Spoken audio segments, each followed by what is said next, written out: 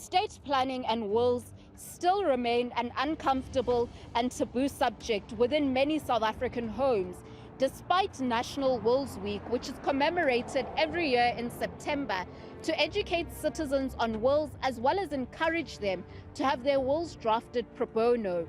Religion, culture, gender stereotypes, as well as access to information are barriers that often hinder people from estate planning, with many young professionals feeling like wills are not necessary when you do not own a vehicle or a property.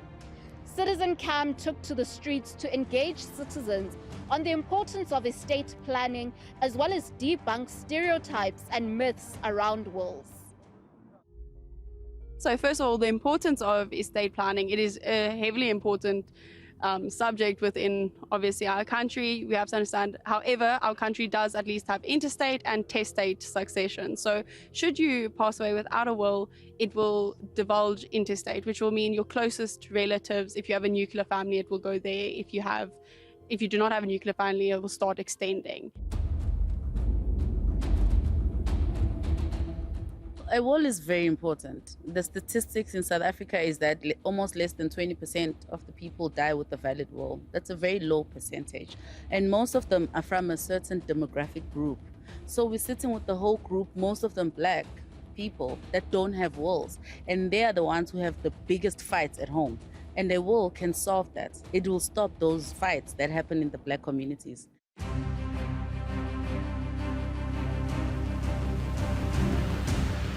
So estate planning basically is you protecting your future and your assets and protecting your family, right? The importance with regards to that is that you are able to detail exactly how you want your estate to be shared upon your passing.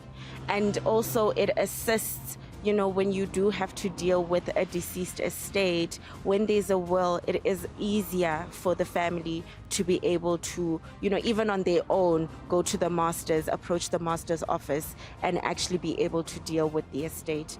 The challenges that people usually face is that people don't actually know the importance of a will. A lot of people think if they don't have a car or a house, then it means that they don't actually have to put anything in their will, forgetting that they do have policies as well. They have life cover that also does fall into, as much as you have beneficiaries, but it's important to also state all those things in your will.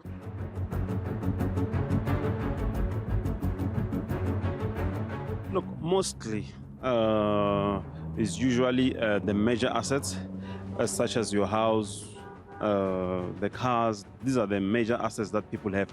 But however, you're not excluded from including policies.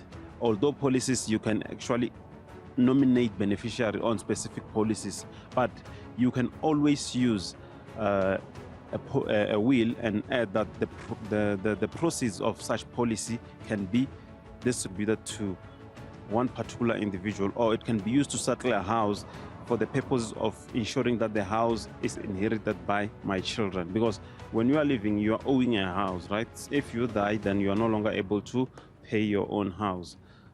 Then what will happen to the house if you die because you're no longer able to pay? With regards to real estate, I think the passing of the property onto the children or the spouse and so forth really gets entangled with people's greed, where people start to contest the will. I think that is the greatest challenge. But on the other hand, people fail to make these wills, and that also leads to a drawn-out affair, and that's basically what it is. So it is safe to make a will, but also to have somebody that will act as a trustee for you in that, so that you can speedy up the process.